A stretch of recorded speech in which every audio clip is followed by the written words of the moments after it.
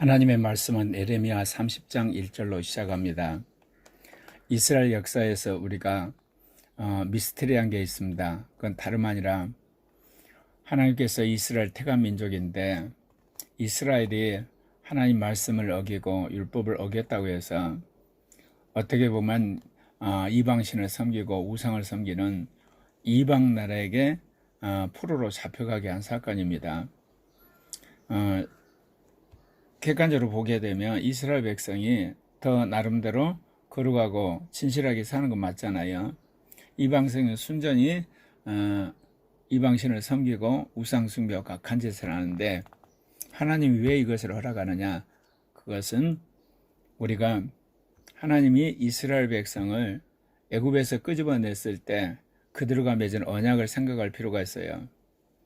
출애굽기에 보면 하나님께서 이스라엘을 제사장 나라 거룩한 민족으로 주님이 택했다고 그렇게 말씀을 하세요. 그러니까 거룩한 민족이고 제사장 나라에 합당하게 이스라엘이 행하지 않기 때문에 하나님이 그를 거룩하기 위해서 제사장의 사명을 감당하기 위해서 하나님이 혹독하게 연단을 하시는 겁니다. 그러니까 하나님이 이스라엘 향한 심판의 기준은 율법이에요. 이방인들은요 양심이거든요. 기준이 달라요. 양심이 엄격합니까? 율법이 엄격합니까?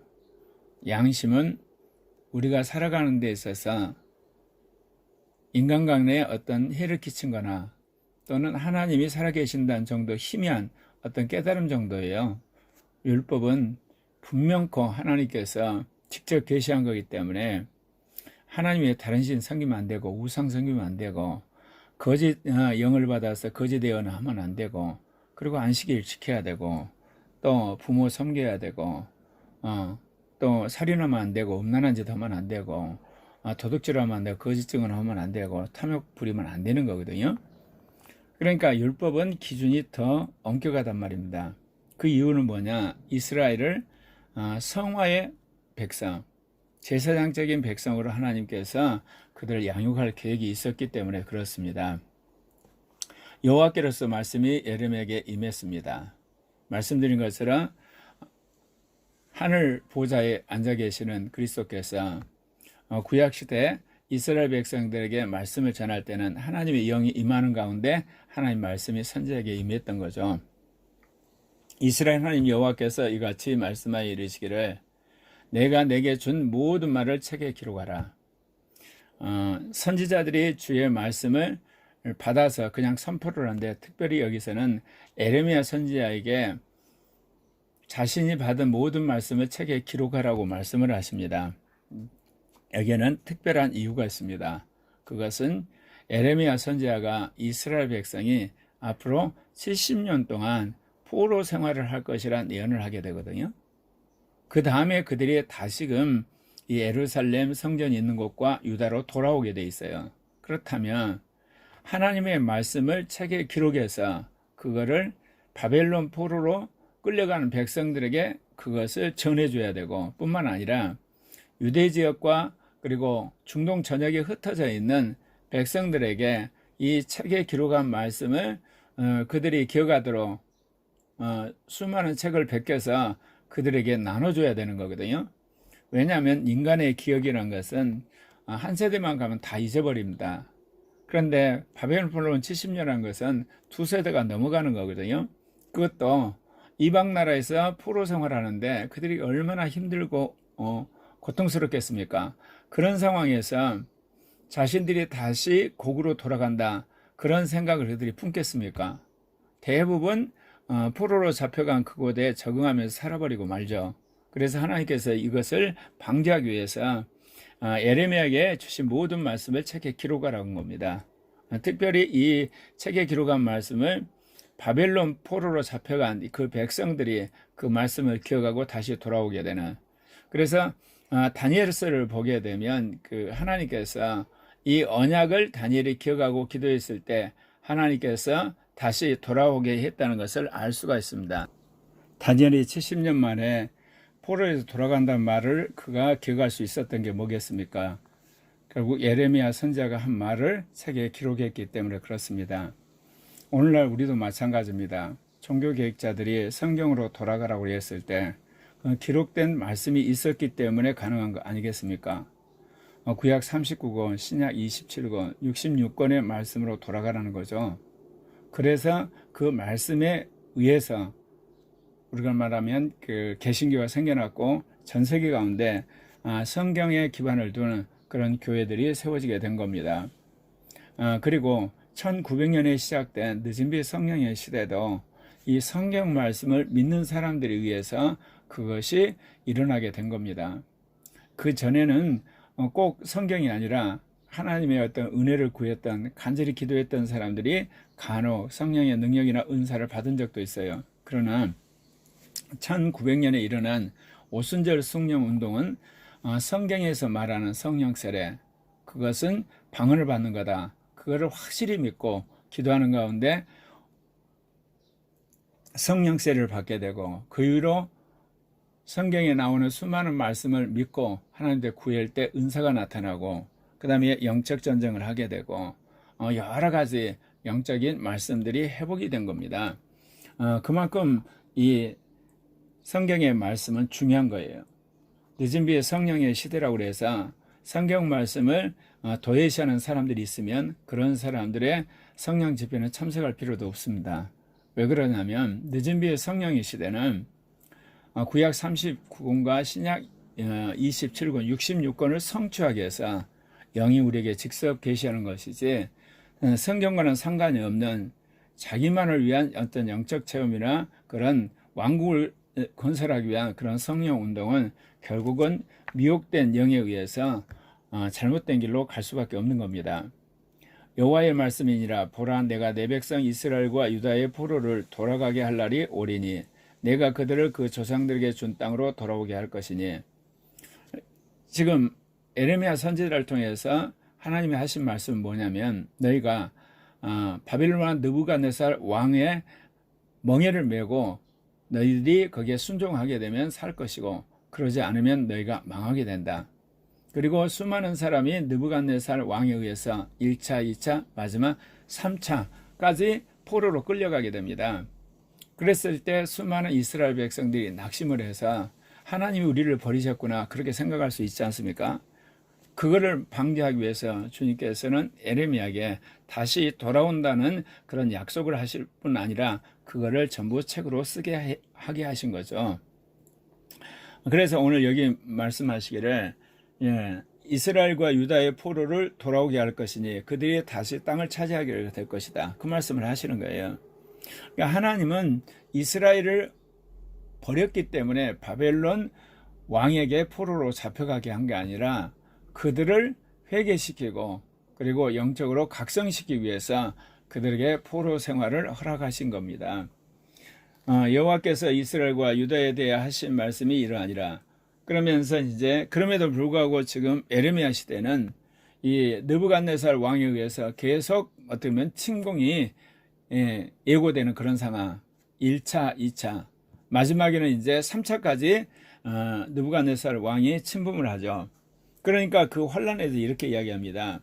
여호와께서 이와 같이 말씀하시되 우리가 무서워 떠는 자의 소리를 들으니 두려우며 평안함이 아니리로다. 그 강대국에 어마어마한 군대를 몰고 와서 예루살렘 성전을 초토화시키고 거기에 있는 여러 가지 그 성물이나 이런 것들 뺏어가고, 그리고 왕들과 그리고 귀족들을 포로로 잡혀가는데 얼마나 그들이 무섭겠습니까? 우리가 무서워 떠는 자의 소리를 들으니 두려우며 평안이 아니로다. 너희는 자식을 해산한 남자가 있는가 물어보라. 어찌하여 모든 남자가 해산한 여자같이 손을 자기 허리에 대고 모든 얼굴이 겁에 질려 시퍼랬는가? 여자가 해산할 때 얼마나 고통스럽습니까? 그런데 전쟁에 나가 싸워야 할 남자들이 해산한 여인처럼 그 얼굴이 완전히 공포에 질려가지고 어찌할 바를 모르는 겁에 질린 그 새파란 모습을 이야기하면서 이스라엘에 닥친 유다 나라에 닥친 그 공포 그리고 그 환란에 대해서 지금 표현하고 있는 겁니다. 슬프다 그날이여 그와 같이 엄청난 날이 없으리라. 그날은 야곱의 환란 때가 되미로다. 하나님께서 이스라엘 민족 전체를 표현할 때 야곱이라고 쓸 때가 있어요. 그 야곱이 아브라함, 이삭, 야곱 그 족장을 이야기하지만 여기서는 민족을 이야기하는 겁니다. 민족을 한 사람의 인격으로 표현해서 야곱이 당한 그 환난처럼 이스라엘 민족이 당한 환난을 표현한 거죠. 그런데 마지막에 주님이 이런 표현을 합니다. 그러나 그가 환난에서 구하여 냄을 얻으리로다. 하나님이 너희를 이렇게 환난 속에 집어넣는 것은 너희가 하나님의 말씀을 떠나서 이방신을 섬기고 율법을 어긴 것을 회개하고 돌이켜서 다시금 제사장 나라 거룩한 민족의 그런 사명을 회복하고 거기에 합당하게 신앙생활을 하도록 하기 위한 것이지 하나님이 이스라엘을 버리기 위한 것은 아니라는 겁니다. 우리가 신앙생활 하는데 어떤 때는 정말 힘든 죽고 싶을 만한 그런 어떤 지경에 처하게 돼요.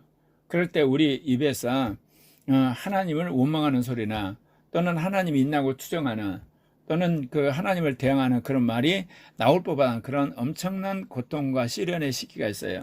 그럴 때 여러분이 거꾸로 하나님 앞에 나가서 내가 왜 이렇게 되는가를 돌아봐야 되는 겁니다.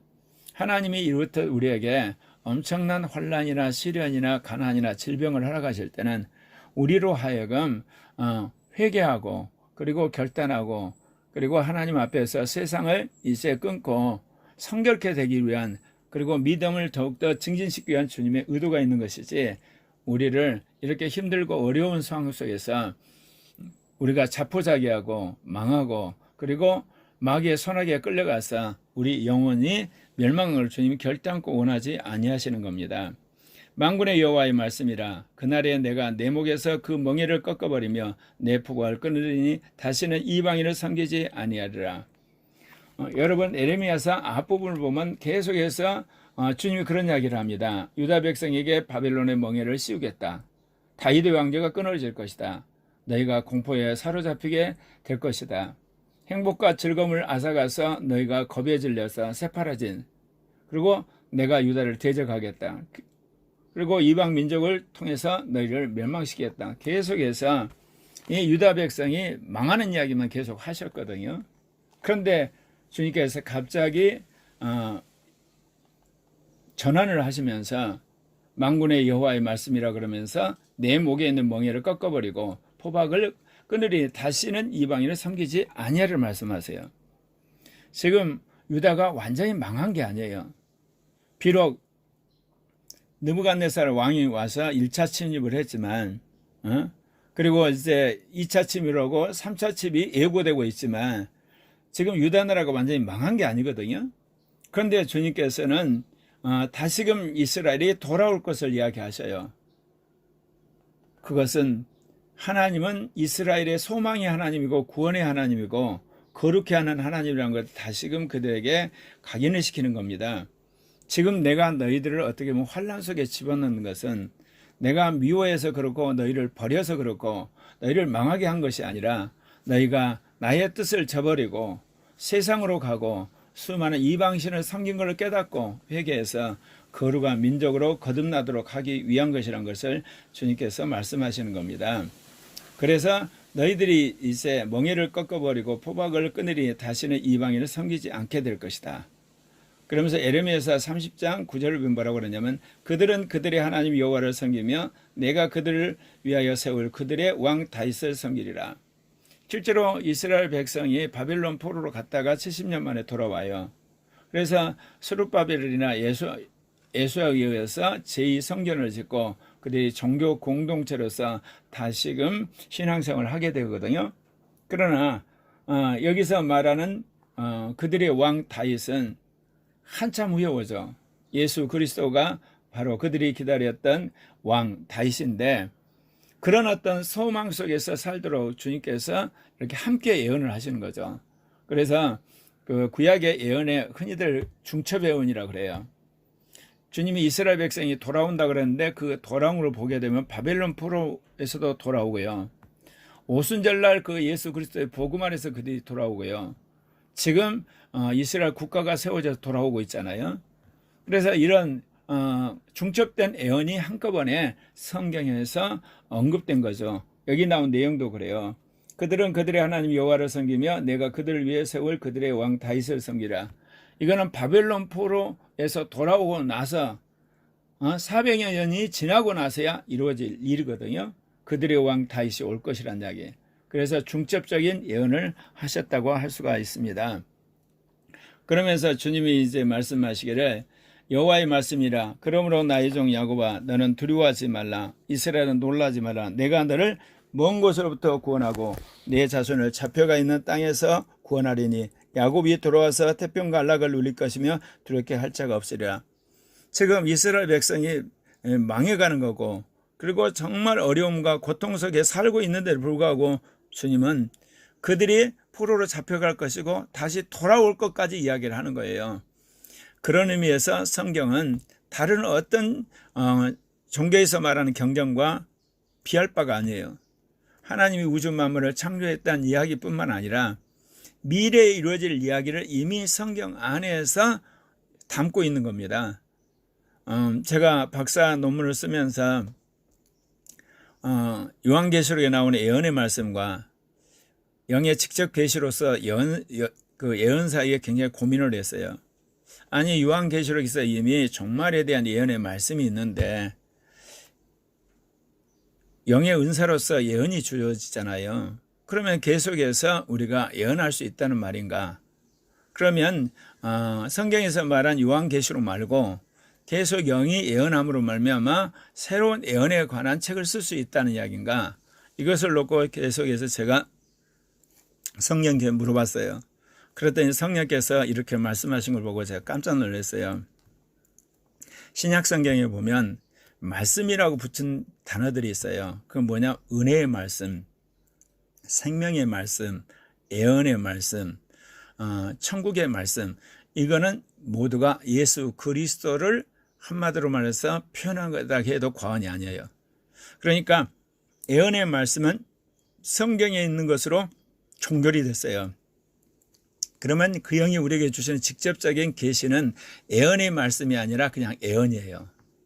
예언의 말씀이란 것은 두고두고 모든 교회가 주님 재림하실 때까지 그 말씀을 믿고 그 말씀이 실현되기를 기다리면서 그 말씀에 근거해서 미래를 준비하는 거고, 예언이란 것은 그 예언의 말씀을 실현하기 위해서 우리 각자에게 교회에게 주는 실천적인 계시예요.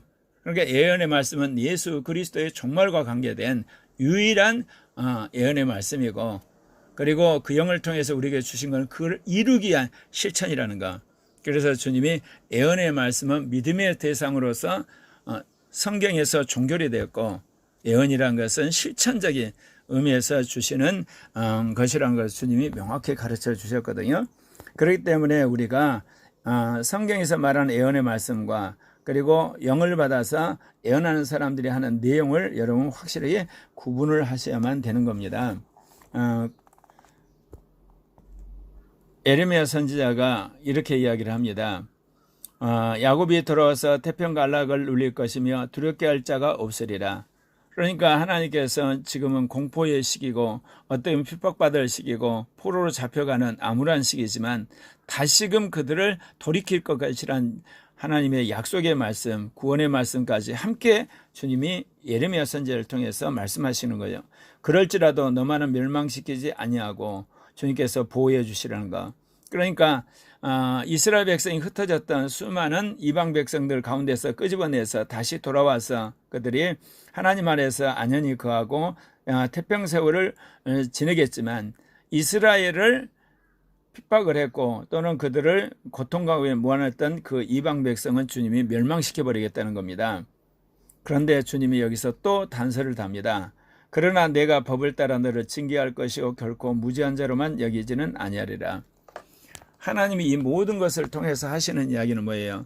내가 준 율법에 따라서 너희가 나를 섬기고 그리고 서로 사랑하지 아니한 영고로 말미암아 내가 너희들을 바빌론 포로로 잡혀가게 하고 또 이 느부갓네살 왕 통치하에서 고통을 받게 하지만 때가 되면 포로로 잡힌 모든 곳에서 돌아오게 해서 너희들이 이곳에서 태평과 안락을 누리게 할 것이다. 그러나 그냥 되는 게 아니라는 거죠. 하나님의 법에 따라서 징계하고 거기에 합당한 처벌을 받아야 된다는 거죠. 그러나 그것은 멸망을 위한 것이 아니라 회복을 위한 것이고 회개를 위한 것이고 돌아오게 하기 위한 것이란 거죠. 그래서 우리가 신앙생활하는데 여러분이 어떤 잘못이나 실수나 또는 범죄함으로 말하면 하나님으로부터 이런 징계를 받을 때 오히려 그를 감사해야 돼요. 내가 이런 징계를 받지 않고 하나님께 경고를 받지 않으면 계속 그 죄가 누적이 되고 그래서 양심이 마비돼서 멸망의 길로 갔을 뻔했는데 그런데도 불구하고 하나님 나를 사랑하셔서 이렇게 징계하고 또 형벌을 주므로 내가 돌이키게 하고 내 양심에 그 마비된 것을 다시금 이제는 깨우면서 선한 양심으로 돌아가고 올바른 이성의 사람으로 돌아오면서 믿음을 회복하게 하시고 그리고 특별히 영적으로 주님과의 깊은 관계 속에 들어가게 하신 것을 감사를 해야 하거든요. 하나님이 지난 42년 동안 저에게 많은 은혜를 주셨는데 하나님이 한편에서 은혜를 주시면서 또 한편에서는 저에게 여러 가지로 경고를 하시고 저를 연단하셔서 계속해서 거룩해 하고 온전케 하시는 그런 일들을 행하셨어요. 그래서 2, 3년 준위로 제가 가는 길들을 주님께서 핸들을 틀게 하고 또 하나님께서 또 핸들을 틀게 하고 그래서 온전한 종의 길과 온전한 신학을 정립하도록 하신 거거든요. 그래서 주님께서 주님의 재림을 준비하는 종말의 어떤 신학 그거를 정립하게 하셨어요.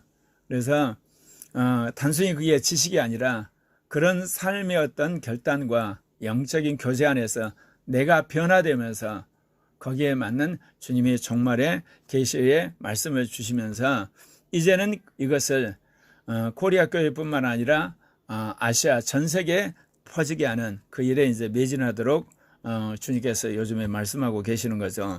그렇기 때문에 우리가 주님 안에서 어떤 상황이 되더라도 항상 기뻐하고 그리고 기도하고 감사할 수 있는 것은 하나님이 나를 징계하셔도 나를 거룩해 하고 더 온전케 하신 것이고 또한 하나님이 축복하셔서 이거는 여러 형제자매들과 그리고 여러 교회들과 나누라고 주신 것이기에 우리는 항상 기뻐하고 항상 기도하고 항상 감사할 수 있는 사람이 될 수가 있는 것입니다.